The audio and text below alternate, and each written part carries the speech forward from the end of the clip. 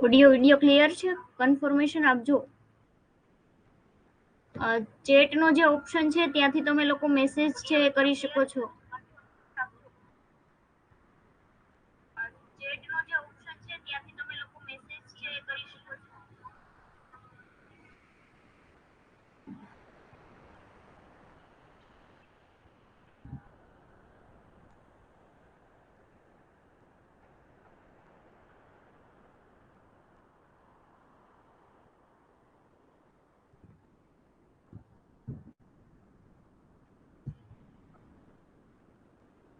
Screen બરાબર દેખાય છે?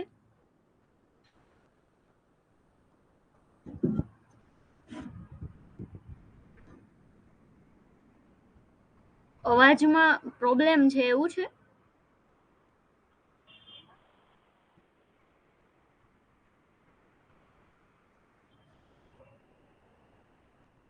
અવાજ બરાબર આવે છે કે નથી આવતો?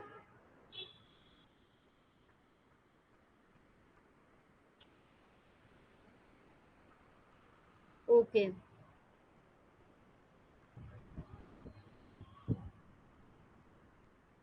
મેં છે ધર્મેશભાઈ ટીક કરેલું કે સેન્ડ એસએમએસ, પણ કદાચ આજે નથી કોઈને મેસેજ મળ્યા.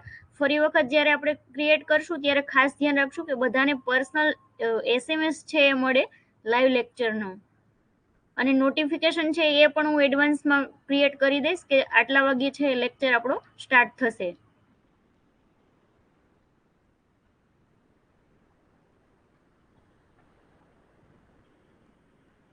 ઓકે, બાકી કોઈ પ્રોબ્લેમ નથી ને ઓડિયો વિડીયોમાં?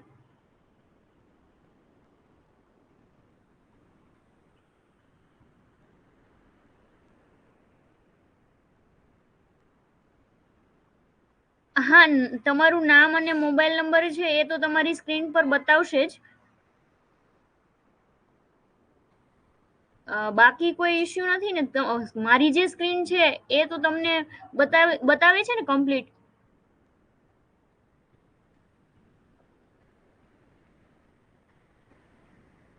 ઓકે, ચલો તો આપણે વધારે રાહ ન જોઈએ અને આ લેક્ચર છે સ્ટાર્ટ કરીએ.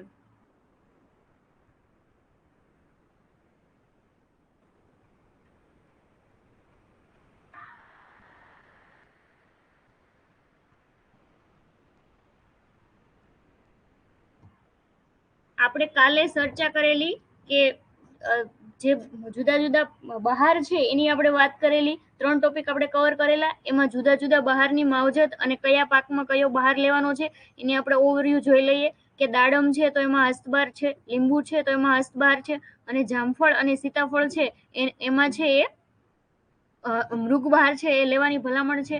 એના ક્વેશ્ચન આપણે પોલમાં મૂકેલા, છતાં ઘણા લોકોના છે એ જવાબ સાચા નથી પડ્યા. તો ખાસ તમે યાદ રાખજો કે રિવિઝન છે ખૂબ જરૂરી છે. રિવિઝન છે એ કરતું રહેવું જ પડશે. જો રિવિઝન કરશો તો જ તમને વધારે છે એ સમજ આવશે. તો રિવિઝનમાં ખાસ ધ્યાન રાખજો. એટલે લેક્ચર પતે બીજે દિવસે સવારે પહેલા ઉઠીને જોઈ લેવાનું કે સુપરફિશિયલ મેડમે શું કરાવેલું છે. તો એ રીતે જોતા રહેજો. અને આપણા જે પોલ આવે છે એ તમારે ખાસ અટેન્ડ કરવાના છે. એનાથી તમારું મૂલ્યાંકન થશે, બીજો કોઈ મતલબ નથી, પણ તમને ખબર પડશે કે તમે તમારું જે લેવલ છે તૈયારીનું એ કેટલું છે. તો એ રીતે જ્યારે જ્યારે પોલ આપણા જે આજે લેક્ચર છે તો કાલે સવારે આપણા પોલ છે એ આવી જશે કે આટલા પ્રશ્નો છે આમાંથી આઈએમપી છે. તો એ રીતે ખાસ બધા જે ક્વેશ્ચન છે એ અટેન્ડ કરવાના છે તમારે. તો ઘણા લોકોના એ ખોટા પડેલા, તો ખાસ યાદ રાખજો કે દાડમ, લીંબુમાં હસ્તબાર છે, જામફળ અને સીતાફળ છે એમાં મૃગબહાર છે. પછી વાતાવરણના આવરણના જે ક્વેશ્ચનો છે એમાં પણ ઓઝોનનું લેયર છે તો ઓઝોનનું જે સ્તર છે તો એ કયા આવરણમાં છે? તો એ છે સમતાપ આવરણમાં આવેલું છે. એ ખાસ યાદ રાખવાનું છે. ઠંડામાં ઠંડુ આવરણ છે તો એ મેજોસ્ફિયર એટલે કે મધ્ય આવરણ છે. તો એ રીતે આપણે વાતાવરણના આવરણ જોયેલા, એ પણ આપણે યાદ રાખવાના છે. ત્રીજો ટોપિક આપણો હતો એ આપણે અધૂરો છોડેલો ક્રિટિકલ એટલે કે ક્રાંતિક અવસ્થાઓ. કાલે કદાચ મેં ક્રાંતિક અવસ્થાઓ કહેવાય એ નહોતું ઇન્ફોર્મ કરેલું, તો એ પણ યાદ રાખજો કે કટોકટીની અવસ્થાઓ છે એને આપણે ક્રાંતિ અવસ્થાઓ પણ કહીએ છીએ. તો એ ક્રાંતિ અવસ્થાઓ છે એમાં આપણે 3 પાકની આપણે જોયેલી, મકાઈ, ઘઉં અને ડાંગરની. આજે આપણે એ જે ટોપિક છે એને કન્ટિન્યુ કરીએ છીએ. જુવાર છે તો જુવારના પાકમાં કઈ કઈ કટોકટીની અવસ્થાઓ આવે છે અથવા તો કઈ ક્રાંતિક અવસ્થાઓ આવે છે? તો કે ચોમાસામાં જ્યારે સારો વરસાદ હોય તો જુવારના પાકને પિયતની જરૂર નથી, પાણીની જરૂર નથી. પણ જો વરસાદ ન હોય તો જુવારનો પાક છે એમાં પણ કટોકટીની અવસ્થાઓ છે. કઈ કઈ અવસ્થા છે કટોકટીની છે? તો કે ફૂલ અવસ્થા અને દાણા ભરવાની જે અવસ્થા છે એ બંને અવસ્થા છે એ કટોકટીની અવસ્થા છે જુવારના પાકમાં. તો આ બંને અવસ્થા ખાસ યાદ રાખવાની છે કે જુવારના પાકમાં ફૂલ અવસ્થા અને દાણા ભરાવાની જે અવસ્થા છે એ અવસ્થા કટોકટીની અવસ્થા છે. આગળ વાત કરીએ. સોરી, એક જ મિનિટ. હા, આગળ વાત કરીએ કે કપાસના પાકમાં પિયતની કટોકટીની અવસ્થાઓ. જે રીતે આપણે જુવારની જોઈ, ઘઉંની જોઈ, એ રીતે આપણે કપાસ છે એની પણ આપણે જો કટોકટીની અવસ્થાઓ જોઈએ તો એમાં કઈ કઈ અવસ્થાઓ કટોકટીની છે? તો કે કપાસનો છોડ છે એની વાનસ્પતિક જે વૃદ્ધિ થાય છે એ વાનસ્પતિક વૃદ્ધિ એટલે કે વેજીટેટિવ ગ્રોથ છે. પછી ફૂલ ભમરી કે જે આપણે છાપવા આવવાની અવસ્થા કહીએ છીએ, તો એ જે છાપવા આવવાની અવસ્થા છે, સ્ક્વેર ફોર્મેશન, એ પણ કટોકટીની અવસ્થા છે. આ ઉપરાંત ફૂલ અને ઝીંડવાના વિકાસની અવસ્થા એટલે કે ફ્લાવરિંગ પીક અને બોલ ડેવલપમેન્ટ, આ જે અવસ્થાઓ છે એ કપાસના પાક માટેની કટોકટીની અવસ્થાઓ છે. આ સમયે પિયત છે એની ખાસ જરૂર હોય છે. આ અવસ્થામાં જો ભેજની અછત વરસાય તો કપાસનું જે ઉત્પાદન છે એના ઉપર ખૂબ માઠી અસર પડે છે, એટલે કે ઉત્પાદનમાં ખૂબ ઘટાડો થાય છે. તો જમીનમાં જો પૂરતો ભેજ ન હોય, આ ત્રણ અવસ્થા હોય, તો ત્યારે એ અવસ્થાએ આપણે ખાસ સ્લાઇડ દેખાતી નથી શું છે?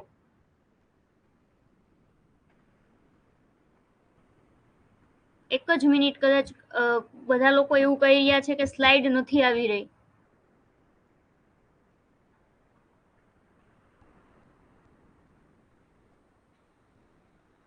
પીપીટી ચેન્જ નથી થતી કે આવતી જ નથી?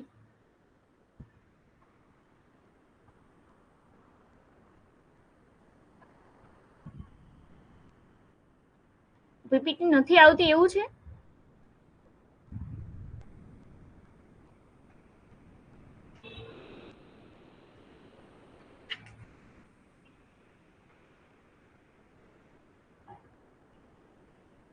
હવે આવે છે કે હજુ પેલું પેજ જ આવે છે?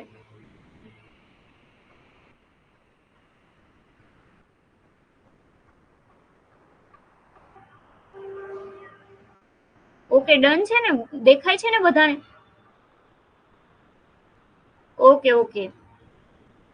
તો હું ફરીથી આગળની સ્લાઇડ છે એ પણ બતાવી દઉં કે જુવારનો પાક છે તો એમાં ફૂલ અવસ્થા અને દાણા ભરાવાની જે અવસ્થા છે એ મહત્વની છે, આપણે ચર્ચા કરી. પછી તો કે કપાસના પાકની વાત કરીએ તો કપાસમાં આપણે વાત કરી કે વાનસ્પતિક વૃદ્ધિ એટલે કે વેજીટેટિવ ગ્રોથ. પછી તો કે ફૂલ ભમરી એટલે કે છાપવા આવવાની, એટલે કે જેને આપણે સ્ક્વેર ફોર્મેશન ઇંગ્લિશમાં કહીએ છીએ, એ અવસ્થા. અને ફૂલ તેમજ ઝીંડવાના વિકાસની અવસ્થા એટલે કે ફ્લાવરિંગ અને જે પીક બોલ ડેવલપમેન્ટ છે, એ આ ત્રણ અવસ્થાઓ છે એ કટોકટીની અવસ્થાઓ છે. ત્યારે જમીનમાં ભેજ છે. સ્લાઇડ વ્યૂ કદાચ ઝૂમ કરવામાં જ મેં ઝૂમ કરેલી એટલે જ બતાવતા નથી, એટલે આપણે આ રીતે રાખવું પડશે. અને આ લેક્ચર પૂરો થશે એટલે હું પીપીટી છે એ અપલોડ કરી દઈશ, એટલે કદાચ તમને કોઈ જગ્યાએ એવું લાગે કે આમ નથી વંચાણું તો ત્યાંથી તમે જે વાંચી શકો છો. કારણ કે સ્લાઇડ વ્યૂ મેં કર્યો પણ એમાંથી નથી બતાવતા. જો ફૂલ સ્લાઇડ કરું છું તો આપણી જે મેઇન સાઇટ છે જતી રહે છે, એટલે એક જ પેજ તમને બતાવે છે. ઓકે, એટલે આગળ વધીએ. છતાં આપણે જો આ ઇસ્યુ છે એ રિઝોલ્વ થશે તો કાલે કરી લઈશું. આજનો દિવસ છે આપણે આ રીતે ચલાવીએ. આગળ વાત કરીએ. આગળ વાત કરીએ કે મગફળીના પાકમાં પિયતની કટોકટીની અવસ્થાઓ.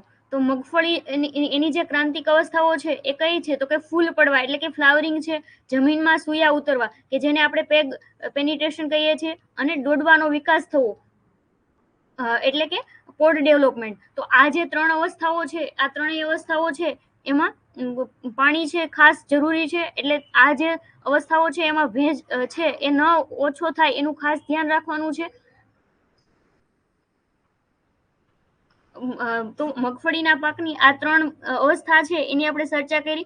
આ બધી ટોપિક એવો છે કે આમાં તમારે ખાસ અવસ્થાઓ જ છે યાદ રાખવાની છે, એટલે કદાચ થોડું સ્પીડમાં હશે તો વાંધો નથી, કારણ કે તમારે યાદ રાખવું જ પડશે કે મગફળી છે તો એમાં ફૂલ પડવાની અવસ્થા એટલે કે ફ્લાવરિંગ, જમીનમાં સૂયા ઉતરવાની એટલે કે પેગ પેનિટ્રેશન, અને ડોડવાનો વિકાસ એટલે કે જેને આપણે પોટ ડેવલપમેન્ટ કહીએ છીએ. આ 3 અવસ્થાઓ છે એ મહત્વની છે, તો એ ખાસ યાદ રાખજો. આગળ વધીએ. આપણો આ જે ટોપિક છે એને આપણે અહીંયા કમ્પ્લીટ કરીએ છીએ. નેક્સ્ટ આપણો જે ટોપિક છે એ છે ખેતીમાં જે જુદી જુદી દિવેલા એક પાક છે રહી ગયો છે. તો દિવેલાના પાક છે એમાં પણ કટોકટીની અવસ્થા છે. તો એમાં જે ફૂલની અવસ્થા છે, ફ્લાવરિંગ સ્ટેજ છે, એ ખાસ મહત્વનું છે. ફ્લાવરિંગ સ્ટેજમાં છે એ પાણીની અછત ન થવી જોઈએ, કારણ કે જો આ અવસ્થા છે એમાં પાણીની ખેંચ પડે તો એ જે દિવેલાનું જે ફૂલ છે, એના જે માળ છે, એના જે મેલ એટલે કે ફિમેલ એટલે કે જે માદા ફૂલ છે એ નરમાં કન્વર્ટ થઈ જાય છે, અને એના લીધેથી ઉત્પાદન છે એ ઓછું મળે છે. એટલે ખાસ યાદ રાખજો કે ફૂલ અવસ્થા ફ્લાવરિંગ સ્ટેજ છે એ સ્ટેજે પાણી છે જરૂરી છે. જો ન મળે તો એના લીધેથી જે નર ફૂલો છે, જે માદા ફૂલો છે એ નરમાં કન્વર્ટ થઈ જાય છે. મતલબ માદા છે એ જો વધારે હશે તો આપણને ઉત્પાદન વધુ મળવાનું છે, પણ એની જગ્યાએ માદાની જગ્યાએ ફૂલો છે નરમાં કન્વર્ટ થઈ જાય એટલે આપણને ઉત્પાદન છે એ ઓછું મળે છે. જો પાણી છે એ ખૂબ મર્યાદિત હોય, મતલબ પાકમાં આપણે વધારે ન આપી શકીએ એમ હોય, તો વાવણી પછીના 75 દિવસે જ્યારે ફૂલકાળ એટલે કે ફૂલ અવસ્થા હોય ત્યારે છે એક પાણ છે એ ખાસ આપવું જોઈએ. પછી બીજું પાણ છે એ જો પોસિબલ હોય તો આપવાનું, પણ જે ફૂલ અવસ્થા છે, ફૂલકાળ અવસ્થા છે, એ અવસ્થામાં ફ્લાવરિંગ સ્ટેજમાં પાણી છે ખાસ જરૂરી છે દિવેલાના પાકમાં.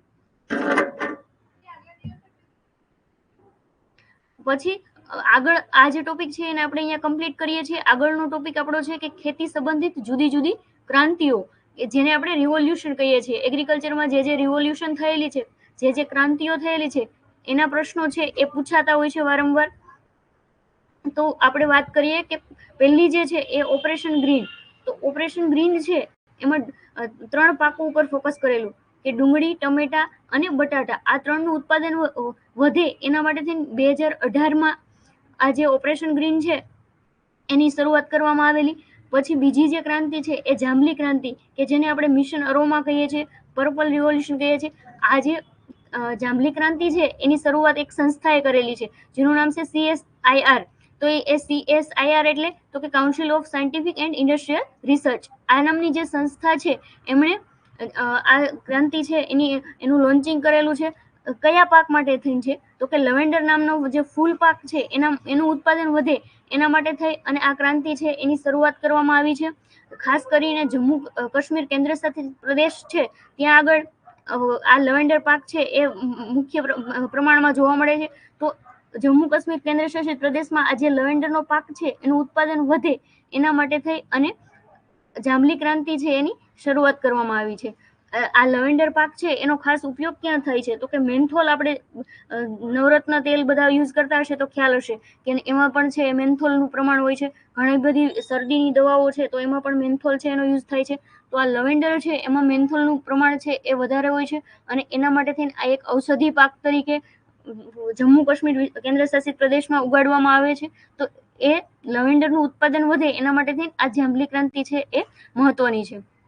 આગળ વાત કરીએ ત્રીજી ક્રાંતિની, તો કાળી ક્રાંતિ એટલે પેટ્રોલિયમ છે, પેટ્રોલિયમનું ઉત્પાદન વધે એના માટે થઈને બ્લેક રિવોલ્યુશન જવાબદાર છે. તો કાળી ક્રાંતિ છે એ શેના સાથે સંકળાયેલી છે તો પેટ્રોલિયમ સાથે. આ જે ક્રાંતિઓ છે એમાં તમારે જો કોઈ વિશેષ વૈજ્ઞાનિક છે એ સંકળાયેલા છે તો એ કોઈ સંસ્થા છે તો એનું નામ, અને ખાસ શેના માટે છે. ઓપરેશન ગ્રીન છે તો ડુંગળી, ટમેટા અને બટાકા માટે છે. તો એ રીતે ખાસ તમારે યાદ રાખવાનું છે. પછી વાત કરીએ ગુલાબી ક્રાંતિ, તો એને આપણે કહીએ છીએ પિંક રિવોલ્યુશન. તો એ પિંક રિવોલ્યુશન છે એ કોના ઉત્પાદન માટે છે તો કે ઝીંગાના ઉત્પાદન માટે, અને એના માટે જવાબદાર સાયન્ટિસ્ટ છે એ કોણ છે તો કે દુર્ગેશ પટેલ છે. તો એ પણ ખાસ યાદ રાખજો કે ગુલાબી ક્રાંતિ છે એના સાથે સંકળાયેલા વૈજ્ઞાનિક કોણ છે તો કે દુર્ગેશ પટેલ છે. 5મા નંબરની ક્રાંતિ તો કે ગ્રે એટલે કે ભૂખરી ક્રાંતિ. તો એ છે એ ખાતરના ઉત્પાદન એટલે કે ફર્ટિલાઇઝર પ્રોડક્શન માટે છે. આગળ વાત કરીએ છઠ્ઠી ક્રાંતિ જે સફેદ ક્રાંતિ, આ પણ ખૂબ મહત્વની ક્રાંતિ છે. દૂધનું ઉત્પાદન વધે એના માટે થઈ અને સફેદ ક્રાંતિ છે એની શરૂઆત કરવામાં આવેલી હતી. સફેદ ક્રાંતિના પિતા છે એ વર્ગીસ કુરિયન છે, એ આપણને ખ્યાલ છે. ખાસ અહીંયાથી ક્વેશ્ચન પૂછાય છે કે સફેદ ક્રાંતિ એટલે કે ઓપરેશન ફ્લડ છે એ કઈ પંચવર્ષીય યોજનામાં લાગુ કરવામાં આવેલું? તો એ છે એ ચોથી પંચવર્ષીય યોજના 1970માં.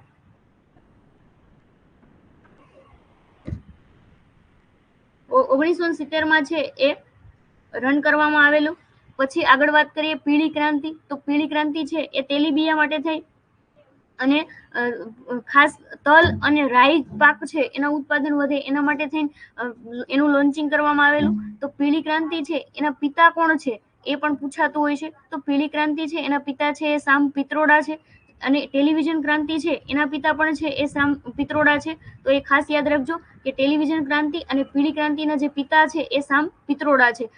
ગુજરાતી છે એટલે ખાસ યાદ રાખવાના છે કે પીળી ક્રાંતિના પિતા કોણ છે, તો કે સામ પિત્રોડા છે. અને ખાસ એ પૂછાતું હોય છે કે પીળી ક્રાંતિ છે એ કેટલા પાકો માટે છે એ લાગુ કરવામાં આવેલી? તો 9 પાકો હતા. મગફળી છે, રાઈ છે, સોયાબીન છે, સેફ્લાવર કે જેને આપણે ગુજરાતીમાં કુસુંબી કહીએ છીએ, તલ છે, સૂર્યમુખી છે, અળસી, દિવેલા અને રામતલ કે જેને આપણે નાઇગર સીડ કહીએ છીએ. તો આ નાઇજર સીડ છે એનું ગુજરાતી નામ રામતલ છે, કદાચ ન ખ્યાલ હોય તો યાદ રાખજો. તો આ જે 9 પાકો છે એના માટે થઈ અને પીળી ક્રાંતિ છે એ લાગુ કરવામાં આવેલી. આગળ વાત કરીએ કે સોનેરી ક્રાંતિ. પ્રેઝન્ટેશન બરાબર છે ને? દેખાય છે બધાને? કોઈ કન્ફર્મેશન આપજો ચેટમાં કે પ્રેઝન્ટેશન તમને દેખાય છે ને?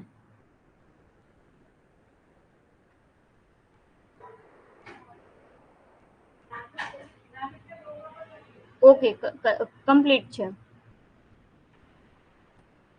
તો જે આગળ જે ક્રાંતિ છે એ છે સોનેરી ક્રાંતિ, એટલે કે એને આપણે ગોલ્ડન ક્રાંતિ કહીએ છીએ. ખાસ બાગાયત પાકો છે એના માટે થઈ અને સોનેરી ક્રાંતિ છે લાગુ કરવામાં આવેલી. સોનેરી ક્રાંતિ છે એના પણ પિતા પૂછાતા હોય છે કે KL ચઢ્ઢા છે એ સોનેરી ક્રાંતિના પિતા છે. તો ખાસ યાદ રાખજો કે KL ચઢ્ઢા છે કઈ ક્રાંતિ સાથે સંકળાયેલા છે. એ રીતે જો એક્ઝામમાં પ્રશ્ન આવે તો તમને આવડવું જોઈએ કે KL ચઢ્ઢા છે એ સોનેરી ક્રાંતિ એટલે કે ગોલ્ડન ક્રાંતિ સાથે સંકળાયેલા છે. આગળ વાત કરીએ કે સિલ્વર એટલે કે રજત ક્રાંતિ. સિલ્વર રજત ક્રાંતિ છે એ ઈંડાના ઉત્પાદન માટે લાગુ કરવામાં આવેલી, જેનાથી ઈંડાનું ઉત્પાદન છે એ વધે. આના પાછળ જો કોઈનું બ્રેઇન હોય, મતલબ સિલ્વર ક્રાંતિ પાછળ કોઈ જવાબદાર વ્યક્તિ હોય તો એ છે ઇન્દિરાબેન ગાંધી. તો એ રીતે એમને પણ યાદ રાખજો કે ઇન્દિરાબેન ગાંધી છે એ કઈ ક્રાંતિ સાથે સંકળાયેલા છે. એવો કદાચ પ્રશ્ન પૂછાય તો તમારે યાદ રાખવાનું છે કે સિલ્વર રજત ક્રાંતિ છે એમની સાથે સંકળાયેલા છે. પછી 10મા નંબરની જે ક્રાંતિ છે એની વાત કરીએ તો કે સિલ્વર ફાઈબર ક્રાંતિ. કપાસનું ઉત્પાદન છે એ વધે એના માટે થઈ અને સિલ્વર ફાઈબર ક્રાંતિ છે એ લાગુ કરવામાં આવેલી. ટ્રાય કરું છું, કદાચ થોડું ઝૂમ થાય તો બધાને દેખાય.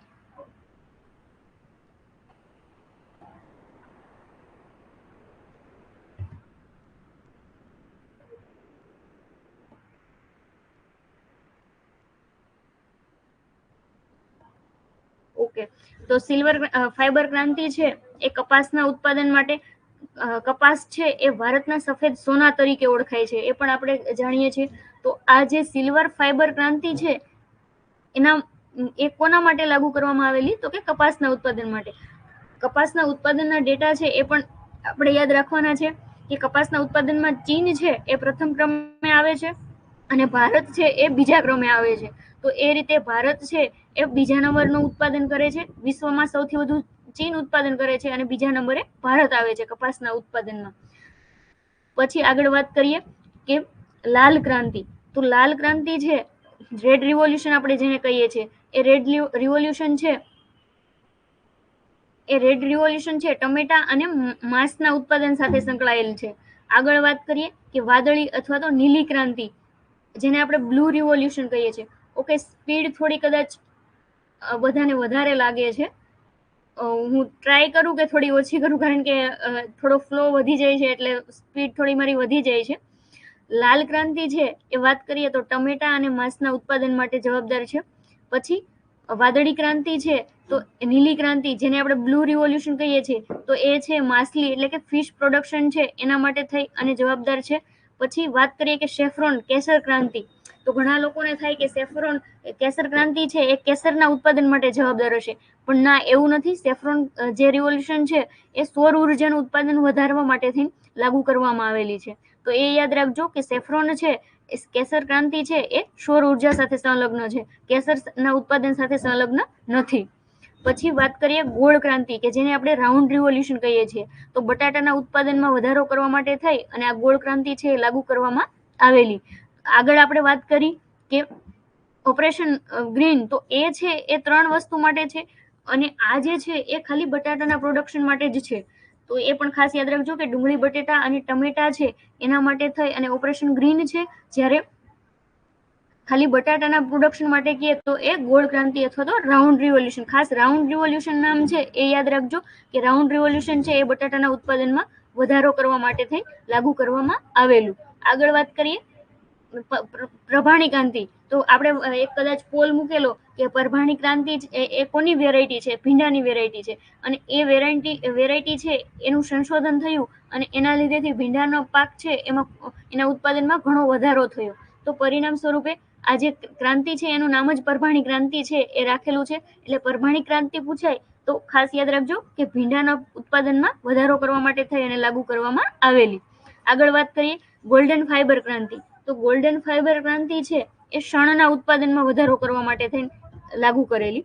પછી વાત કરીએ કે બ્રાઉન એટલે કે ખાખી ક્રાંતિ.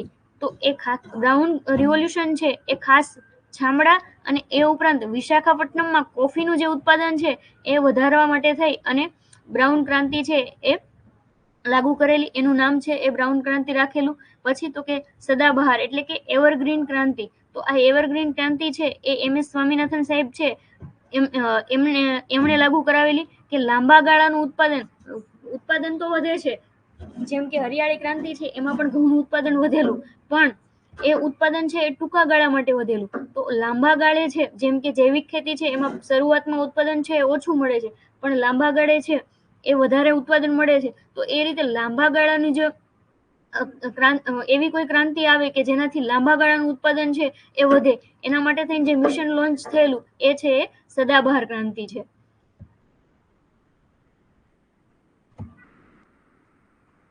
પછી તો કે મેઘધનુષ ક્રાંતિ, કે જેને આપણે રેઇનબો રિવોલ્યુશન કહીએ છીએ. તો રેઇનબો રિવોલ્યુશન છે એ સંપૂર્ણ કૃષિ ક્ષેત્ર માટે થઈને લાગુ કરેલું, કે સંપૂર્ણ કૃષિ ક્ષેત્ર છે એમાં એનો જે વિકાસ છે એ સારો થાય એના માટે જો કોઈ ક્રાંતિ છે તો એ છે મેઘધનુષ ક્રાંતિ છે, કે જેને આપણે રેઇનબો રિવોલ્યુશન કહીએ છીએ. પછી તો કે ખૂબ મહત્વની, જેમ સફેદ ક્રાંતિ મહત્વની છે, જાંબલી ક્રાંતિ મહત્વની છે, એનાથી વધારે છે એ હરિયાળી ક્રાંતિ મહત્વની છે. કારણ આપણે બધા જાણતા જોઈએ છે, પણ અમુક ફેક્ટ છે એ આપણને ખબર નથી હોતી અને પરીક્ષક છે એ ક્વેશ્ચન ત્યાંથી જ પૂછે છે. એટલે ખાસ યાદ રાખજો કે હરિયાળી ક્રાંતિ છે એ આપણા માટે મહત્વની છે. એમાં એના જે ફેક્ટ્સ છે એ પણ આપણે યાદ રાખવાના છે. વિશ્વમાં હરિયાળી ક્રાંતિ છે એના પિતા પૂછાય તો નોર્મલ બોરલોગ છે. ભારતમાં હરિયાળી ક્રાંતિના પિતા પૂછાય તો MS સ્વામિનાથન સાહેબ છે. પછી આગળ વાત કરીએ કે હરિયાળી ક્રાંતિ છે એ કયા કયા પાકો માટે હતી, તો કે ઘઉં અને ચોખાનું ઉત્પાદન છે એ વધારવા માટે થઈ અને હરિયાળી ક્રાંતિ લાગુ કરેલી.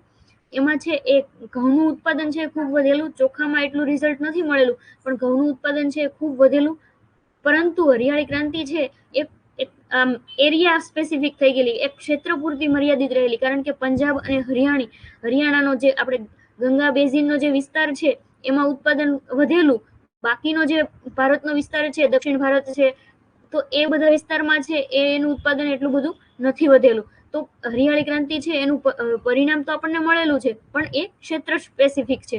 તો ઘઉંનું પાક છે બે હતા, કે ઘઉં અને ચોખા. તો એમાં ઘઉં છે એનું ઉત્પાદન વધારે મળેલું છે, ચોખાનું એટલું બધું નથી મળેલું.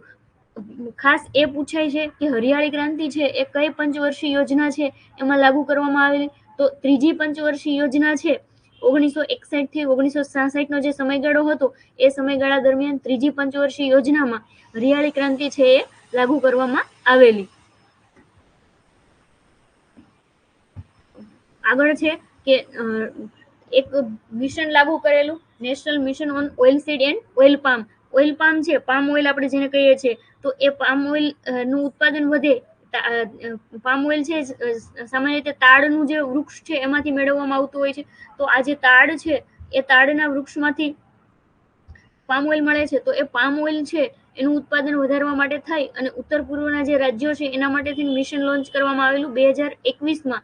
એનું નામ છે national mission on oilseed and oil palm. તો આ મિશન છે એને પણ ખાસ યાદ રાખજો કયા રાજ્યો માટે હતું. તો ઉત્તર પૂર્વના જે રાજ્યો છે, આપણે જેને 7 સિસ્ટર કહીએ છીએ, એ રાજ્યો માટે થઈ અને આ જે મિશન છે એ 2021માં લોન્ચ કરવામાં આવેલું. આગળ વાત કરીએ. કોઈ પ્રોબ્લેમ નથી ને? બરાબર છે ઓડિયો વિડિયો?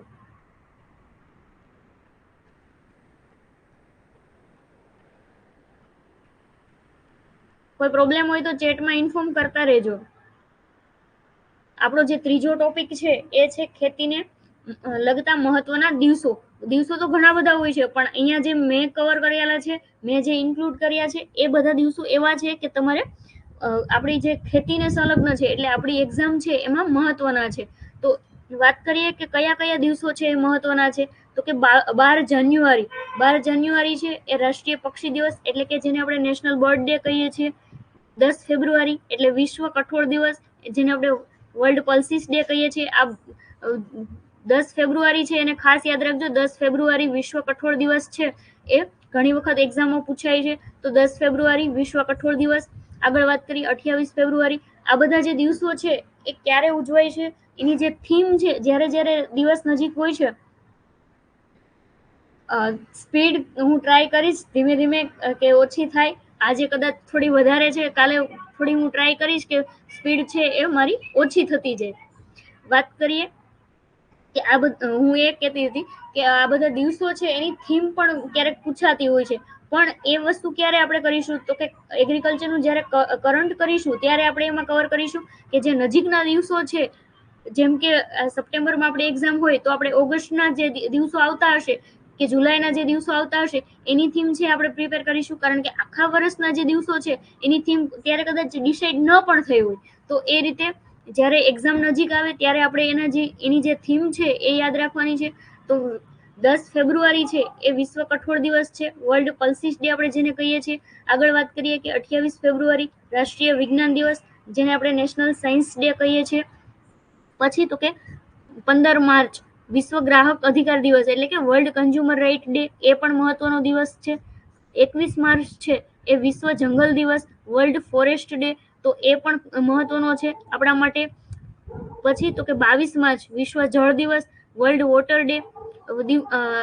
અમુક જે દિવસ છે વિશ્વના એ મહત્વના હોય છે, એ આપણે યાદ રાખવાના છે. અમુક આપણા જે નેશનલ રાષ્ટ્રીય લેવલના છે એ પણ આપણે યાદ રાખવાના છે. કે ભારતમાં વિજ્ઞાન દિવસ છે તો એ ભારત પૂરતો સ્પેસિફિક છે, આપણે જેને નેશનલ સાયન્સ ડે કહીએ છીએ તો એ રાષ્ટ્રીય લેવલના છે, એ પણ યાદ રાખવાના છે. અને અમુક દિવસો જે હોય છે એ આપણે ગુજરાત માટે સ્પેસિફિક હોય છે, તો એ જે દિવસો છે એને પણ આપણે યાદ રાખવાના છે. તો વિશ્વમાં જે મહત્વના છે એ પણ મેં અહીંયા ઇન્ક્લુડ કરેલા છે. કે વિશ્વ કઠોળ દિવસ તો 10 ફેબ્રુઆરી, વિશ્વ ગ્રાહક અધિકાર દિવસ તો કે 15 માર્ચ, વિશ્વ જંગલ દિવસ તો એ છે 21 માર્ચ, વિશ્વ જળ દિવસ તો એ છે 22 માર્ચ, વિશ્વ હવામાન દિવસ જેને આપણે વર્લ્ડ મીટિયોલોજીકલ ડે કહીએ છીએ. તો આ વર્લ્ડ મીટિયોલોજીકલ ડે છે એ પણ આપણા માટે મહત્વનો છે, કારણ કે એ પણ આપણે એગ્રીકલ્ચર સંબંધિત છે. તો 23 માર્ચ છે એને આપણે વિશ્વ હવામાન દિવસ કહીએ છીએ.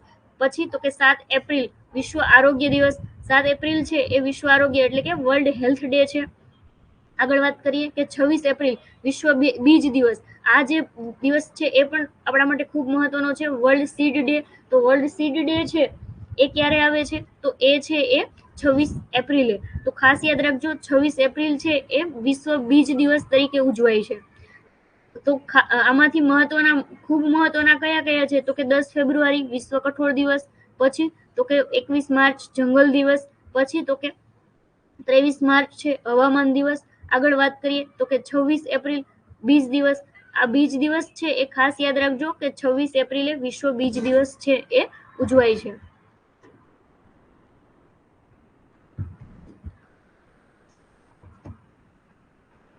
પછી વાત કરીએ 1 મે, તો 1 મે ના આંતરરાષ્ટ્રીય મજૂર દિવસ આપણને ખ્યાલ જ હોય છે કે ઇન્ટરનેશનલ લેબર ડે, અને આપણો ગુજરાત છે એનો સ્થાપના દિવસ હોય છે. તો એ ખાસ યાદ રાખજો કે ઇન્ટરનેશનલ લેબર ડે છે એ 1 મે ના રોજ ઉજવાય છે. 2 મે છે એના ટ્યુના જે ફિશ આવે છે, ટ્યુના માછલી, તો એ ટ્યુના માછલીના માટેનો સ્પેસિફિક દિવસ છે 2 મે છે. પછી વિશ્વ મધ દિવસ, આ જે 20 મે છે એ પણ આપણા માટે ખાસ મહત્વનો છે કે વર્લ્ડ હની ડે ક્યારે આવે છે, તો એ છે હની બી ડે અને હની ડે એ બંને અલગ છે. તો આ ખાસ યાદ રાખજો કે 20 મે છે એ વિશ્વ મધ દિવસ એટલે કે વર્લ્ડ હની ડે તરીકે ઉજવવામાં આવે છે. પછી તો કે 21 મે છે એ આંતરરાષ્ટ્રીય ચા દિવસ ઇન્ટરનેશનલ ટી ડે ક્યારે ઉજવવામાં આવે છે, તો એ છે એ 21 મે ના રોજ ઉજવવામાં આવે છે. પછી વાત કરીએ તો કે 22 મે એ પણ આપણા માટે મહત્વનો, કારણ કે ઇન્ટરનેશનલ બાયોડાયવર્સિટી ડે છે. તો એ ખાસ યાદ રાખજો કે 22 મે ના રોજ વિશ્વ જૈવ વિવિધતા એટલે કે ઇન્ટરનેશનલ બાયોડાયવર્સિટી ડે તરીકે ઉજવાય છે. પછી 31 મે છે એ વિશ્વ તમાકુ દિવસ તરીકે ઉજવાય છે. એટલે વર્લ્ડ ટોબેકો ડે છે એ ક્યારે ઉજવવામાં આવે છે એવો ક્વેશ્ચન પૂછાય તો યાદ રાખજો કે 31 મે ના રોજ છે એ વિશ્વ તમાકુ દિવસ તરીકે ઉજવાય છે. 1 જૂન છે તો એ વિશ્વ દૂધ દિવસ છે. દૂધ દિવસ આપણે બંને યાદ રાખવાના છે કે રાષ્ટ્રીય દૂધ દિવસ ક્યારે છે અને વિશ્વ દૂધ દિવસ ક્યારે છે. તો એ ખાસ યાદ રાખજો કે 1 જૂન છે એ વિશ્વ દૂધ દિવસ તરીકે એટલે કે વર્લ્ડ મિલ્ક ડે તરીકે ઉજવાય છે. પછી તો કે 5 જૂન છે એ તો આપણને ખ્યાલ જ હોય છે કે વિશ્વ પર્યાવરણ દિવસ તરીકે ઉજવાય છે, વર્લ્ડ એન્વાયરમેન્ટ ડે. તો એક ખાસ યાદ રાખજો કે 1 જૂન છે વિશ્વ દૂધ દિવસ છે. 22 મે તો એ છે એ વિશ્વ જૈવ વિવિધતા દિવસ છે. તો એ મહત્વના દિવસો છે એ ખાસ યાદ રાખજો. 20 મે છે એ મધ દિવસ છે. 22 મે છે એ જૈવ વિવિધતા દિવસ છે. તમાકુ દિવસ પૂછાય તો એ છે 31 મે છે. અને વિશ્વ દૂધ દિવસની વાત કરીએ તો એ છે 1 જૂને ઉજવવામાં આવે છે. આગળ વાત કરીએ કે 1 જુલાઈ, તો 1 જુલાઈ છે એ આંતરરાષ્ટ્રીય ફળ દિવસ એટલે કે વર્લ્ડ ફ્રૂટ ડે તરીકે ઉજવાય છે.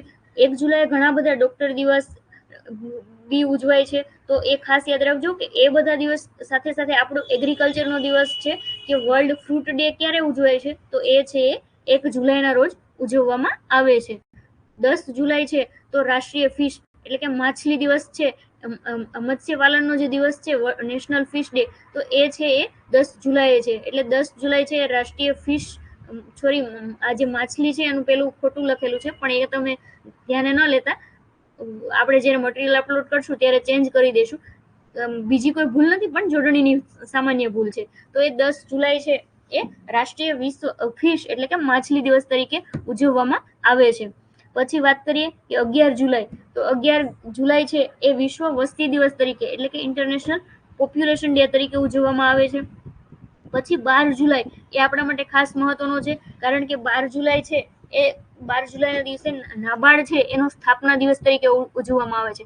આ નાબાર્ડ છે national bank four agriculture and rural development, એનું ફૂલ ફોર્મ છે. ઝૂમ મેં ટ્રાય કરી પણ તો પછી કન્ટેન્ટ છે એ પૂરું નથી આવતું એટલે થોડું મિનિમાઇઝ કરીને રાખેલું છે મેં. હા, વસ્તીનું પેલું થોડુંક જોડણી ભૂલ છે અને માછલી છે એની જોડણીની ભૂલ છે. તો યાદ રાખજો કે 11 જુલાઈ છે એ વિશ્વ વસ્તી દિવસ છે. ત્યાં મારે એક તો છે થોડો વધારે થઈ ગયો છે એ હું ચેન્જ કરી દઈશ. વિશ્વ ફિશ દિવસ અને માછલી અને વસ્તી, 11 જુલાઈ એ વસ્તી દિવસ છે, ત્યાં જોડણીની છે ભૂલ થયેલી છે. પછી વાત કરીએ 12 જુલાઈની આપણે વાત કરતા હતા, નાબાર્ડનો સ્થાપના દિવસ છે. તો નાબાર્ડ છે એની સ્થાપના ક્યારે થયેલી, તો કે 12 જુલાઈ 1982 છે એ નાબાર્ડની સ્થાપના થયેલી. કઈ કમિટીની ભલામણથી થયેલી એ પણ પૂછાય છે. તો શિવા રામન કમિટી છે એની ભલામણથી આ નાબાર્ડ છે એની સ્થાપના થયેલી. અને નાબાર્ડનું ફૂલ ફોર્મ છે એ પણ આપણે યાદ રાખવાનું છે કે national bank four agriculture and rural development. તો આ 12 જુલાઈ છે એ દિવસ આપણા માટે મહત્વનો છે. અને 16 સપ્ટેમ્બર એ આપણા માટે ખૂબ મહત્વનો દિવસ છે, કારણ કે ઓઝોન દિવસ છે એ ઓઝોન દિવસ 16 સપ્ટેમ્બરે છે ઉજવાય છે. તો વિશ્વ ઓઝોન દિવસ ક્યારે ઉજવવામાં આવે છે, એ છે 16 સપ્ટેમ્બર છે. એ પણ ખાસ યાદ રાખજો. આગળ વાત કરીએ 16 જુલાઈ, તો 16 જુલાઈ છે આપણને ખ્યાલ છે કે આઈસીઆર દિવસ તરીકે ઉજવાય છે. આઈસીઆર ની સ્થાપના છે એ 16 જુલાઈ 1929 ના રોજ થયેલી. આઈસીઆર આપણા એગ્રીકલ્ચર માટેની ખૂબ મહત્વની સંસ્થા છે, Indian council four agriculture and agricultural research. તો એ ખાસ યાદ રાખજો કે આઈસીએઆર છે એ મહત્વની છે. એટલે એના માટે એનો જે સ્થાપના દિવસ છે 16 જુલાઈ એ આપણા માટે ખૂબ મહત્વનો છે. કદાચ પૂછાય કે આઈસીઆર દિવસ ક્યારે ઉજવવામાં આવે છે, તો એ છે 16 જુલાઈના રોજ ઉજવવામાં આવે છે. પછી વાત કરીએ કે 2 સપ્ટેમ્બર, તો 2 સપ્ટેમ્બર છે એ વર્લ્ડ કોકોનટ ડે એટલે કે વિશ્વ નાળિયેરી દિવસ તરીકે ઉજવાય છે. 1 ઓક્ટોબર છે એ વિશ્વ કોફી દિવસ એટલે કે વર્લ્ડ કોફી ડે તરીકે ઉજવાય છે. આગળ વાત કરીએ કે 4 ઓક્ટોબર, તો 4 ઓક્ટોબર છે એ વિશ્વ પ્રાણી દિવસ એટલે કે વર્લ્ડ એનિમલ ડે તરીકે ઉજવાય છે.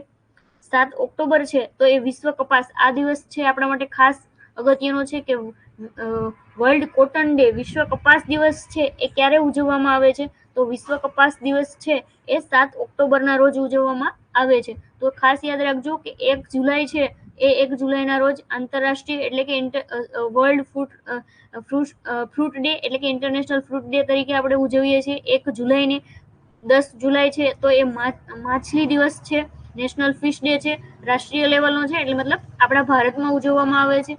11 જુલાઈ છે એ વસ્તી દિવસ એટલે કે ઇન્ટરનેશનલ પોપ્યુલેશન ડે છે. પછી આપણા માટે ખાસ મહત્વનું 12 જુલાઈ નાબાર્ડ દિવસ, 16 સપ્ટેમ્બર ઓઝોન દિવસ, 16 સપ્ટેમ્બર અને 16 જુલાઈ એ બંને આપણા માટે મહત્વના છે. 16 સપ્ટેમ્બર છે એ ઓઝોન દિવસ છે અને 16 જુલાઈ છે એ આઈસીઆર દિવસ છે. પછી વાત કરીએ તો કે 7 ઓક્ટોબર છે એ આપણા માટે ખૂબ મહત્વનો છે કારણ કે વર્લ્ડ કોટન ડે તરીકે ઓળખાય છે. તો આ જે 7 ઓક્ટોબર છે એને પણ આપણે ખાસ યાદ રાખવાનું છે. આગળ વાત કરીએ તો કે 15 ઓક્ટોબર, આ જે દિવસો છે એ પણ પૂછાતા હોય છે કે રાષ્ટ્રીય મહિલા કિસાન દિવસ એ ક્યારે ઉજવાય છે, national woman in agriculture day ક્યારે ઉજવાય છે? તો એ જે છે એ 15 ઓક્ટોબરે ઉજવવામાં આવે છે. તો ખાસ યાદ રાખજો કે 15 ઓક્ટોબરના રોજ રાષ્ટ્રીય મહિલા કિસાન દિવસ છે એની ઉજવણી કરવામાં આવે છે. તો ખાસ યાદ રાખો કે 15 ઓક્ટોબર રાષ્ટ્રીય મહિલા કિસાન દિવસ. પછી વાત કરીએ તો કે 16 ઓક્ટોબર એટલે ફૂડ ડે. તો આ જે દિવસ છે એને ખાદ્ય દિવસ અથવા તો વિશ્વ ફૂડ દિવસ તરીકે ઓળખવામાં આવે છે, વર્લ્ડ ફૂડ ડે. તો 16 ઓક્ટોબરના રોજ વર્લ્ડ ફૂડ ડે હોય છે. પછી 17 ઓક્ટોબર, તો એ 17 ઓક્ટોબર છે એના તે દિવસે કયો દિવસ હોય છે? તો કે 17 ઓક્ટોબર ના રોજ ભારતીય ચોખા દિવસ એટલે કે ઇન્ડિયન રાઈસ ડે છે એ 17 ઓક્ટોબરને ઉજવવામાં આવે છે. આગળ વાત કરીએ, આપણે વાત કરી કે દૂધ દિવસ છે એ બંને આપણે યાદ રાખવાના છે. વિશ્વ દૂધ દિવસની આપણે આગળ ચર્ચા કરી કે 1 જૂનના રોજ વિશ્વ દૂધ દિવસ હોય છે અને 26 નવેમ્બર, તો 26 નવેમ્બર છે એ રાષ્ટ્રીય એટલે કે નેશનલ મિલ્ક ડે છે. આપણે વાત કરી કે સફેદ ક્રાંતિ છે એના પિતા તરીકે વર્ગીસ કુરિયન સાહેબ છે એ ઓળખાય છે. તો આ ડોક્ટર વર્ગીસ કુરિયન છે એનો જે જન્મદિવસ છે એને આપણે નેશનલ મિલ્ક ડે એટલે કે રાષ્ટ્રીય દૂધ દિવસ તરીકે ઓળખીએ છીએ. એટલે 26 નવેમ્બર છે એ વર્ગીસ કુરિયનનો જન્મદિવસ છે અને એને આપણે નેશનલ મિલ્ક ડે તરીકે ઉજવીએ છીએ. જ્યારે વિશ્વ દૂધ દિવસ પૂછે તો એ છે એ 1 જૂનના રોજ ઉજવવામાં આવે છે. આગળ વાત કરીએ 3 ડિસેમ્બર, તો 3 ડિસેમ્બર છે એ રાષ્ટ્રીય કૃષિ એજ્યુકેશન દિવસ છે. તો આ જે રાષ્ટ્રીય કૃષિ એજ્યુકેશન દિવસ છે એ કોની યાદમાં ઉજવવામાં આવે છે? તો આપણા જે રાષ્ટ્રપતિ હતા ડોક્ટર રાજેન્દ્ર પ્રસાદ, એમનો જે જન્મદિવસ છે એને આપણે રાષ્ટ્રીય કૃષિ એજ્યુકેશન દિવસ તરીકે ઓળખીએ છીએ. એટલે કે નેશનલ એગ્રીકલ્ચર એજ્યુકેશન ડે તરીકે કયો દિવસ ઓળખાય છે? તો એ જે છે એ 3 ડિસેમ્બર છે. તો એ પણ ખાસ યાદ રાખજો કે 3 ડિસેમ્બરના રોજ આપણે નેશનલ એગ્રીકલ્ચર એજ્યુકેશન દિવસ એટલે કે રાષ્ટ્રીય કૃષિ એજ્યુકેશન એટલે અથવા તો કૃષિ શિક્ષણ દિવસ તરીકે આપણે એને ઓળખીએ છીએ. પછી વાત કરીએ કે 4 ડિસેમ્બર, તો 4 ડિસેમ્બર છે ખેતીમાં મહિલાઓ માટેનો દિવસ છે. રાષ્ટ્રીય મહિલા કિસાન દિવસ એ અલગ વસ્તુ છે, એ યાદ રાખજો કે રાષ્ટ્રીય મહિલા કિસાન દિવસ છે એ 15 ઓક્ટોબરે છે અને 4 ડિસેમ્બર છે તો એ ખેતીમાં મહિલા માટેનો દિવસ છે. એટલે બંને અલગ છે, કન્ફ્યુઝ ન થતા. 15 ઓક્ટોબર છે તો 15 ઓક્ટોબરે રાષ્ટ્રીય મહિલા કિસાન દિવસ છે એટલે મહિલા ખેડૂત તરીકેનો દિવસ છે. અને આજે 4 ડિસેમ્બર છે એ ખેતીમાં મહિલાઓ અથવા તો મહિલાઓનું મહત્વ, કે ખેતીમાં મહિલાઓ છે એ શું કામ કરે છે, એનું કેટલું મહત્વ છે, એના માટેનો જે દિવસ છે એ છે 4 ડિસેમ્બર છે, ખેતીમાં મહિલાઓ માટેનો દિવસ. પછી વાત કરીએ 5 ડિસેમ્બર, તો 5 ડિસેમ્બર છે આ દિવસ છે એ પૂછાઈ ગયેલો છે, કદાચ ગ્રામ સેવકની એક્ઝામમાં જ પૂછાણેલો કે વર્લ્ડ સોઇલ ડે છે એ ક્યારે ઉજવવામાં આવે છે? તો વર્લ્ડ સોઇલ ડે છે એ 5 ડિસેમ્બરના રોજ ઉજવવામાં આવે છે. આગળ વાત કરીએ 10 ડિસેમ્બર, તો 10 ડિસેમ્બર થોડી ઘણી જોડણીની ભૂલો છે એ કદાચ હશે, મતલબ ટાઈપિંગ મિસ્ટેક છે. ડિસેમ્બર છે તો એ ડિસેમ્બર જ છે, એમાં થોડું ઘણી એરર હોય તો તમે એવું ભૂલો ન કાઢી શકો કે અહીંયા મિસ્ટેક છે, ખાલી ડિસેમ્બર છે તો એમાં ટાઈપિંગમાં થોડી એરર થઈ છે. 10 ડિસેમ્બર છે એ વિશ્વ માનવ અધિકાર દિવસ એટલે કે વર્લ્ડ હ્યુમન રાઇટ ડે તરીકે ઉજવવામાં આવે છે. પછી વાત કરીએ આગળ 10 ડિસેમ્બર વિશ્વ માનવ અધિકાર દિવસ. 23 ડિસેમ્બર છે એ રાષ્ટ્રીય ખેડૂત દિવસ એટલે કે કિસાન દિવસ, આપણે જે ચૌધરી શરણસિંહ છે એમની યાદમાં 23 ડિસેમ્બરના રોજ રાષ્ટ્રીય ખેડૂત દિવસ છે, કારણ કે આ ચૌધરી શરણસિંહ છે એમણે ખેડૂતો માટે ખૂબ સારું એવું કામ કરેલું, એટલે એમની યાદમાં છે આપણે રાષ્ટ્રીય કિસાન દિવસ છે એ ઉજવીએ છીએ. તો આ જે મહત્વના દિવસો છે એમાં પણ તમારે ખાસ યાદ રાખવાના છે કે કયા કયા દિવસો છે એ આઈએમપી છે અને કયા કયા દિવસો છે આપણે પરીક્ષામાં પૂછાયા છે. આપણે પહેલેથી વાત કરેલી કે 10 ફેબ્રુઆરી છે તો કઠોળ દિવસ છે, પછી તો કે 21 માર્ચ છે તો એ જંગલ દિવસ છે, 22 માર્ચ છે તો એ જળ દિવસ છે, પછી તો કે ખૂબ મહત્વનો 26 એપ્રિલ છે એ વર્લ્ડ સીડ ડે છે, વિશ્વ બીજ દિવસ છે. તો એ રીતે યાદ રાખવાનું છે. જે મહત્વના દિવસો છે એ મેં અહીંયા તમને આપેલા છે. તો એ મહત્વના દિવસો છે. ખાસ તમારે બીજા ઘણા બધા દિવસો હોય છે, રોજે કોઈક ને કોઈક દિવસ તો હોય જ છે, પણ આપણી પરીક્ષા માટે જે મહત્વના છે એનું કલેક્શન મેં કરેલું છે. તો એ રીતે આ જે મહત્વના દિવસો છે એ તમારે ખાસ યાદ રાખવાના છે, કારણ કે પરીક્ષા છે એમાં ક્યારેક કોઈ દિવસ છે એનું પૂછાય છે, અથવા તો ક્યારેક કોઈ દિવસની થીમ પૂછાય છે. થીમ છે એ આપણે જ્યારે કરંટ અફેર્સ છે એ કવર કરીશું ત્યારે આપણે એને ઇન્ક્લુડ કરીશું, કારણ કે થીમ્સ છે એ જે નજીકના દિવસો છે એની પૂછાતી હોય છે, આખા વર્ષની નથી પૂછાતી, આપણે જે ચર્ચા કરીએ એ રીતે. તો આ રીતે તમારે યાદ રાખવાનું છે કે કયા કયા દિવસ છે ક્યારે ઉજવવામાં આવે છે અને એની થીમ શું છે. જ્યારે એક્ઝામ નજીક આવે ત્યારે આપણે ચર્ચા કરવાની કે આ દિવસ છે એની થીમ આ છે. તો આજે આપણે 3 ટોપિક કવર કર્યા. આગળનો આપણો જે અધૂરો ટોપિક હતો કટોકટીની અવસ્થાઓ એની આપણે ચર્ચા કરી, અને આપણી જે મહત્વની ક્રાંતિઓ છે એ ક્રાંતિઓ છે એની આપણે ચર્ચા કરી. ક્રાંતિઓ છે એનો પણ ક્વેશ્ચન છે એ પરીક્ષામાં પૂછાય જ છે ઘણી વખત.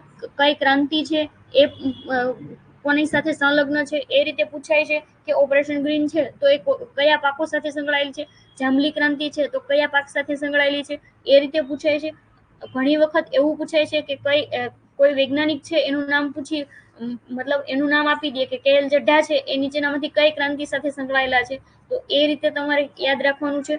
અને જેમ કે આપણે વાત કરી કે નેશનલ મિશન છે oil seed and oil palm, તો એ છે એ ક્યારે લોન્ચ કરવામાં આવેલું, અને આપણે વાત કરી કે સફેદ ક્રાંતિ છે તો એ કઈ પંચવર્ષીય યોજનામાં લોન્ચ થયેલી. આગળ વાત કરી કે હરિત ક્રાંતિ છે તો એ કઈ પંચવર્ષીય યોજનામાં લોન્ચ થયેલી. તો એ રીતે ખાસ યાદ રાખજો કે ક્યારે ક્યારે લાગુ પાડવામાં આવેલી છે. જે મહત્વની છે, મહત્વના જે ડેટા હતા એમ ઇન્ક્લુડ કરેલા જ છે કે ઓપરેશન ગ્રીન છે એ 2018માં લોન્ચ થયું છે. National oil seed and oil પામનું જે મિશન છે એ 2021માં લોન્ચ થયેલું છે. હરિત ક્રાંતિ છે તો એ 1961 થી 66 નો જે સમયગાળો ત્રીજી પંચવર્ષીય યોજના હતી એના દરમિયાન લાગુ કરવામાં આવેલી. તો આ રીતે જે મહત્વની ક્રાંતિઓ છે કયા પાક સાથે સંકળાયેલી છે, કોઈ વૈજ્ઞાનિક એની સાથે સંકળાયેલા છે કે કેમ, કોઈ એના પિતા તરીકે ઓળખાય છે કે કેમ, એ આપણે બધું છે એ યાદ રાખવાનું છે, કારણ કે એક્ઝામમાં છે ત્યાંથી ક્વેશ્ચન પૂછાય છે. તો આજના આ 3 ટોપિક છે આપણે કમ્પ્લીટ કરીએ છીએ. બાકી આગળ કાલે છે એ કોઈ નવા ટોપિક સાથે આપણે સબ્જેક્ટ વાઇઝ છે એ પણ લેક્ચર ચાલુ કરીશું, પણ અત્યારે આપણે જનરલ એગ્રીકલ્ચરમાં જે મહત્વના ટોપિકો છે કે જેમાંથી ક્વેશ્ચન છે એમાં ક્વેશ્ચન પૂછાય જ છે, તો એ ટોપિકો છે આપણે વધારે એના ઉપર ફોકસ કરીએ છીએ. ધીમે ધીમે બધા આ જે મહત્વના ટોપિક પૂરા થશે એના પછી આપણે સબ્જેક્ટ વાઇઝ ચાલુ કરીશું. કે એગ્રોનોમી છે તો એના ટોપિક લઈશું, સોઇલ સાયન્સ છે તો પહેલા એગ્રોનોમી ચાલુ કરશું તો એગ્રોનોમીના બધા ટોપિક કવર કરી લેશું, પછી સોઇલ સાયન્સ લઈશું તો એના બધા ટોપિક કવર કરી લેશું. એ રીતે સબ્જેક્ટ વાઇઝ જશું. પણ પહેલા જે કહેવાય ને કે કોરું માખણ, તો એ કોરું માખણ છે એ કોરા માખણનું કલેક્શન આપણે પહેલા કરીએ છીએ. પછી આગળ બધા સબ્જેક્ટ વાઇઝ છે એ પણ આપણે ડીપ સ્ટડી કરવાનું છે, કારણ કે એગ્રીકલ્ચર છે એ 120 માર્કનું છે. તો 120 માર્કનું પેપર સેટ કરવા માટે બધા સબ્જેક્ટ છે એને કવર કરવાના જ છે, કારણ કે કોઈ એક સબ્જેક્ટ છે એમાંથી 120 માર્ક્સનું નથી પૂછી શકાયું. તો એ રીતે ખાસ આપણે યાદ રાખવાનું છે કે બધા સબ્જેક્ટ છે એ આપણે કવર કરીશું, પણ પહેલા જે છે એ આપણે કોરું માખણ છે એને ઇન્ક્લુડ કરીએ છીએ. કોરું માખણ આપણું પતી જાય અને આપણને નક્કી થઈ જાય કે હા આટલા ટોપિક આપણા સારા થઈ ગયા છે, એ પછી આપણે સબ્જેક્ટ વાઇઝ છે એ પણ કવર કરીશું. પછી તો કે ઘણા લોકો હજી બેચ બાબતે કન્ફ્યુઝન હોય છે, હજી પૂછતા હોય છે કે બેચ ચાલુ થઈ કે નહીં. બેચ આપણી ચાલુ થઈ ગઈ છે. કાલે આપણે એક લેક્ચર હતો, આજે લેક્ચર હતો. આજનો આ લેક્ચર છે એ છેલ્લો ડેમો લેક્ચર છે.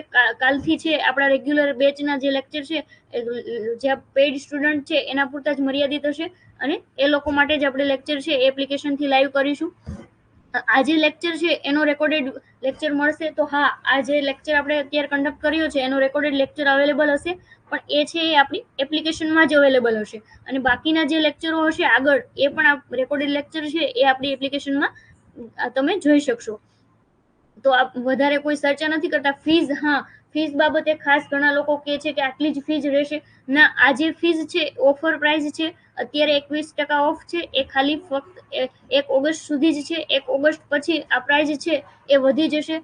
અને આ જે 2500 ફીઝ છે એમાં તમને બધું મળે છે, કે લેક્ચર મળે છે, મટીરિયલ્સ મળે છે, અને સાથે સાથે તમને મોક ટેસ્ટ, મૂલ્યાંકન માટે મોક ટેસ્ટ છે એ પણ મળે છે. મોક ટેસ્ટ છે એ પણ તમારે અલગથી લેવાની જરૂર નથી, કારણ કે માર્કેટમાં તમે જોશો તો જ્યારે એક્ઝામ નજીક આવશે ત્યારે મોક ટેસ્ટ છે એની પણ ખૂબ વધારે ફીઝ હશે. તો આપણે છે આ આટલી જ ફીઝમાં બધું છે ઇન્ક્લુડ કરેલું છે. અને આ ખાસ યાદ રાખજો કે આ ફીઝ છે એ 1 ઓગસ્ટ સુધીની જ છે. 1 ઓગસ્ટ પછી ડિસ્કાઉન્ટ છે એ બંધ થઈ જશે, અને એની જે પ્રાઇસ છે એ ઓરિજિનલ પ્રાઇસ 3200 રૂપિયા એ પ્રાઇસ છે એ લાગુ પડી જશે. તો ખાસ યાદ રાખજો કે આ જે પ્રાઇસ છે એ ઓફર પ્રાઇસ છે, અને ઓફર છે એ 1 ઓગસ્ટ સુધી જ છે. તો આજનું આ જે લેક્ચર છે એને આપણે અહીંયા એન્ડ કરીએ છીએ. કોઈને જો ઘણા લોકો કહે છે કે મેમ ફોન નામ અને ફોન નંબર આવે છે, તો એ છે એ તો ડેવલપર સાઈડથી છે, કારણ કે જે વિડીયો છે ઘણા વખત ઘણા લોકો છે લિંક કરતા હોય છે, તો એટલે એના જે આઈડેન્ટિટી માટે છે એ તમારું નામ અને નંબર છે એ બતાવતા હોય છે. તો આ જે લેક્ચર છે એને આપણે એન્ડ કરીએ છીએ. કદાચ કોઈને જો કંઈ કન્ફ્યુઝન હોય તો આપણું જે ગ્રુપ છે એમાં તમે ક્વેશ્ચન પૂછી શકો છો, ત્યાં છે હું તમને રિપ્લાય કરી દઈશ.